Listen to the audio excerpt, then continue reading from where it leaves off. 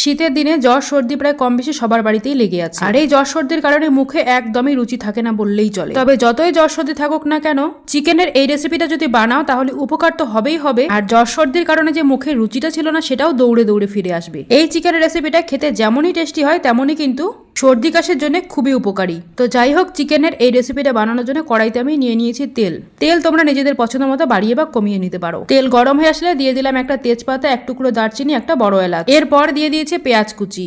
এখানে আমি দুটো পেঁয়াজ নিয়েছি। পেঁয়াজ একটু ব্রাউন করে ভেজে নিয়ে এরপরে দিয়ে দিলাম হাফ চামচ মতো আদা বাটা আর অর্ধেকটা মতো টমেটো কুচি। এবারে পেঁয়াজের সঙ্গে আদা টমেটো কুচি কিছুক্ষণের জন্য ভেজে নেবো। টমেটো একটু নরম হয়ে আসলে আগের থেকে পরিষ্কার করে ধুয়ে রাখা চিকেন এখানে দিয়ে দিলাম। এটা কিন্তু লোকাল চিকেন দেওয়ার পরে কিছুক্ষণের জন্য ভেজে নেব। তারপরে দিয়ে দেবো এখানে স্বাদ মতো লবণ, হলুদ, লঙ্কা গুঁড়ো আর একটু ধনে গুঁড়ো। মশলা দেওয়ার পরে চিকেন খুব ভালো করে কষিয়ে নিতে হবে। চিকেন যত ভালো করে কষাবো ততই খেতে টেস্টি হয়, এটা আমরা সবাই জানি। আমি কিন্তু প্রায় 3-4 মিনিট সময় নিয়ে চিকেন এখানে ভালো করে কষিয়ে নিয়েছি, আর দেখতেই পাচ্ছ অনেকটা কিন্তু তেল ছেড়ে দিয়েছি, কেননা চিকেনটার মধ্যে কিন্তু অনেকটা তেল ছিল। তো এইভাবে কিছুক্ষণ কষিয়ে নিয়েছি। এরপর এখানে একদম অল্প করে একটু জল দিয়ে দিলাম, আর জল দিয়ে একটু মিশিয়ে নেব।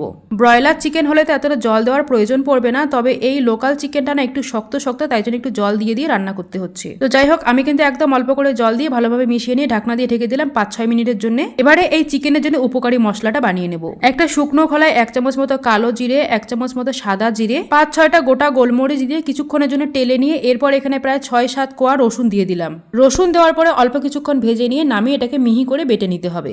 এই কাজটা করতে করতে এইদিকে আমার 5-6 মিনিট হয়ে গেছে। এখন ঢাকনাটা খুলে ওই বাটা মশলাটা দিয়ে দিলাম, আর দিয়ে দিলাম বাটি ধোয়া একটুখানি জল দেওয়ার পরে সবকিছুকে ভালোভাবে কষিয়ে নিতে হবে। যেই মশলাটা আমি বেটে দিলাম সেটাই কিন্তু এই রান্নার আসল স্বাদটা এনে দেবে, আর সর্দি কাশির দূর দূর পর্যন্ত পালিয়ে যাবে। এটা কিন্তু ছোট থেকে বড় সবাই খেতে পারবে, আর সবাই খুব আনন্দের সঙ্গে খাবে। এটা দারুণ টেস্টি হয় খেতে। তবে তোমরা রান্না করলে নিজেদের পছন্দ মতো তেল মশলা বাড়িয়ে কমিয়ে নিতে পারবে। যাই হোক, কালো জিরে দিয়ে যে মশলাটা বানিয়ে রেখেছিলাম সেটা কিন্তু দেওয়ার পরে আমি অনেকক্ষণ চিকেন ভালোভাবে কষিয়ে নিয়ে এরপর ঢেকে দিয়েছিলাম আরো 3-4 মিনিটের জন্য। এরপর ঢাকনা খুলে ভালোভাবে আরো কিছুক্ষণের জন্য কষিয়ে নিয়েছি। আর এবার দিয়ে দিলাম দুটো চেরা কাঁচা লঙ্কা। এই পর্যায়ে দিলে একটু ঝাল হবে আর ফ্লেভারটাও খুব ভালো আসবে। তো কাঁচা লঙ্কা দেওয়ার পর আমি চিকেন আরো খুব ভালোভাবে কষিয়ে নিয়েছি। এরপর 1 কাপ মতো জল দিয়ে দিলাম। আমি কিন্তু আজকের এই চিকেনটাতে একদমই ঝোল রাখবো না, একদমই গা মাখা কষা কষা করব, সেই জন্য 1 কাপ মতো জল দিয়ে দিলাম। তো জল দেওয়ার পরে দিয়ে দিলাম হাফ চামচ মতো গরম মশলা গুঁড়ো দেওয়ার পরে ভালোভাবে মিশিয়ে নিয়ে একটা ঢাকনা দিয়ে ঢেকে দিলাম আরো প্রায় 5-6 মিনিটের মতো। মুরগির মাংসটা একটু শক্ত, তাই জন্য আমাকে বারবার ঢেকে রান্না করতে হচ্ছে। তো ঝোল দেওয়ার পরে আমি কিন্তু খুব ভালোভাবে ফুটিয়ে ঝোলটাকে কমিয়ে নিয়েছি, আর মাংসটাকে একদম গা মাখা করে নিয়েছি। তো রান্নাটা কিন্তু আমার একদম কমপ্লিট। এখন আমি নামিয়ে নিচ্ছি।